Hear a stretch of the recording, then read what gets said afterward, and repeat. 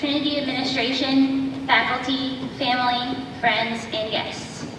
Thank you for being here on this exciting day to be with the graduating senior class of 2010. I envision my walk up those stairs to give my speech at least 30 different times, with at least 30 different outcomes, most of them ending with me flat on my face. Since I have successfully made it to the podium, I could walk away right now and feel totally accomplished. However, I am expected to stand here in front of these few hundred people and talk about how great my years at Trinity have been and try to give my senior class words of wisdom as we move on into the next chapter of our lives. But when I was writing this speech, I wanted to avoid putting you to sleep, and I wanted to make this speech perfect, creative, funny, and inspirational. So I did what I do best, worry. I am a perfectionist, so not only did I worry, but I analyzed and overanalyzed exactly what I would say. I think anyone who knows me knows that this is what I have done all through high school. My family, friends, and teachers are all probably nodding their heads in agreement with me right now as they think back to the number of times I tried to perfect whatever project, paper, or even homework assignment I was doing at the time. But it doesn't stop at schoolwork. Everything in my room must have a place, and every paper must be organized in some file or binder. My bookshelf is organized by author's last name, and even my seasons of the OC, Gilmore Girls, and One Tree Hill are organized in order. I even make ridiculous pro-con lists whenever a major decision needs to be made. So when the realization of writing this speech and speaking in front of this large group of people hit me, I freaked out just a little bit. I went over every detail and wrote and rewrote every part of this speech at least 10 times. So despite participating in MOAS for 3 years, I still hate public speaking. So for the past 2 weeks, every time I thought about graduation, I got this sinking feeling in my stomach. Just as I have tried to do these past 4 years, I had to stop and remind myself that I can only do my best and that I needed to stop worrying. There was no need to stand up here and worry about being judged. All I needed to remember was that as long as I was speaking from my heart and saying what I believe, that I would do fine. This moment is not unlike the other millions of times I needed to remind myself that I should not do things to impress other people or even to impress my parents. My hope for myself and for all of you in your futures, whether that means college or not, is that you will live your lives without worrying about the pressure of society or trying to impress anybody but yourself. Even when you're faced with a 15-page essay or a 500-page novel that you're expected to have finished 2 days after it was assigned, which, just a warning, is considered light reading, even then, I encourage you to pursue what you love and what you are passionate about. You are the only one you need to impress. You are the only one who can make you feel accomplished and satisfied with who you are. The rest of your lives will not be measured upon your success. Having joy in your life is not reflective on how much money you have, what college you attended, what job you have, or how successful you are. Happiness will ensue when you are pursuing an opportunity for which you have a true passion. Discover that passion and go for it. Know that following your instincts may result in failure, but also know that you can find meaning and a place to start in those failures.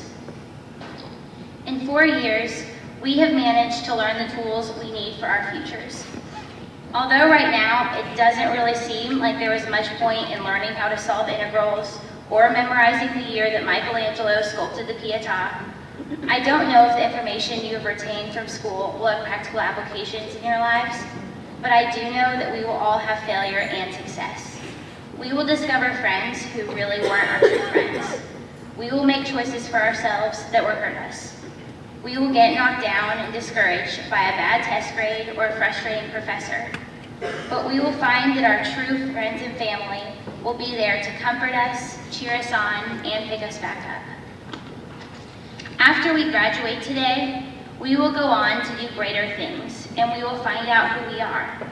15 years from now, there is really no telling where we will be. Hannah will probably be saving lives and sharing the love of God in Africa or Thailand. Alex maybe a member of the UN, or teaching Spanish in Norway. Daniel may go on to be a professional tennis player, and Matt could be a drummer in a famous band. Rachel, Kate, Charles, and Sonia will probably be successful engineers, except Charles will be coaching his son's Little League baseball team on the side, and Rachel's children will be declared math geniuses. Enos will be finding the cure for cancer by day, instructing Zumba by night, and Lisby will be leading protests in Times Square. Jenny will be a famous photographer who owns her own studio and enjoys taking photos of her and Connor's children.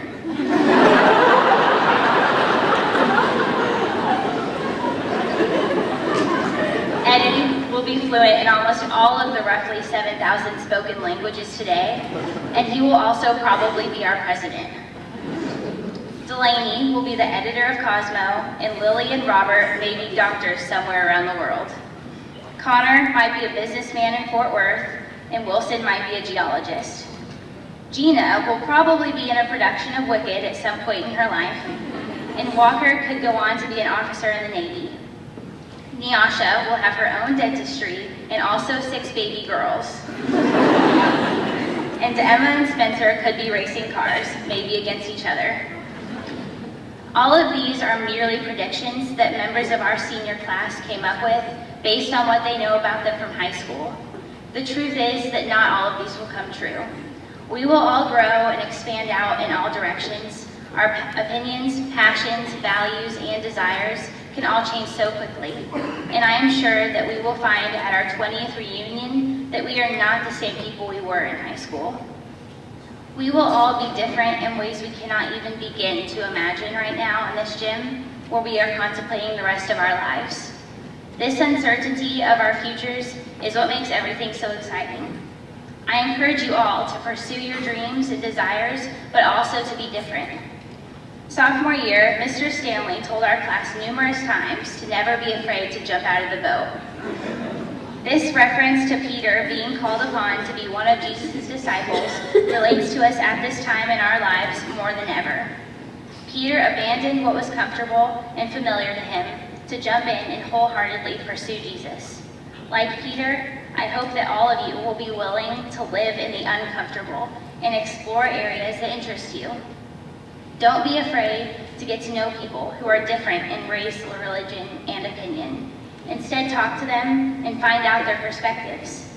Embrace our ability to explore the uncomfortable. We are about to go off into the world, and until now, our parents have protected us. Some are going away as far as New York and North Carolina, and some will stay right here in Texas. But wherever you are next year, I hope that you think back to this time and remember how much you grew and what you learned. I could not finish this speech without recognizing our families and teachers that are here with us today and have been supporting us. Every teacher and faculty member at this school has a love and a passion for educating, which truly has shined through over the years as you have challenged us and guided us along the way. Our teachers have loved us and genuinely wanted to see us succeed as they have put up with our endless questions and comments.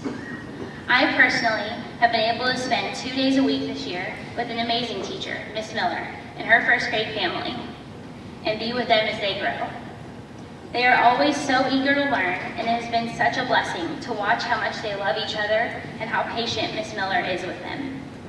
I am so happy to see that they are here supporting me on this day, and I love each and every one of them so much. To the families here today, we are so grateful for your love and support. I owe so much thanks to my own family, to my mom and dad, who have shown me the true meaning of unconditional love, and always been there when I needed to talk to someone. You've always encouraged me and allowed me to experience things for myself, and I love you both very much. You probably won't remember this speech that I literally poured hours of anxiety into 5 hours from now or even 5 minutes from now. But I hope that all of you will at least keep in your hearts the wise words of Ferris Bueller. Life moves pretty fast. If you don't stop and look around once in a while, you could miss it.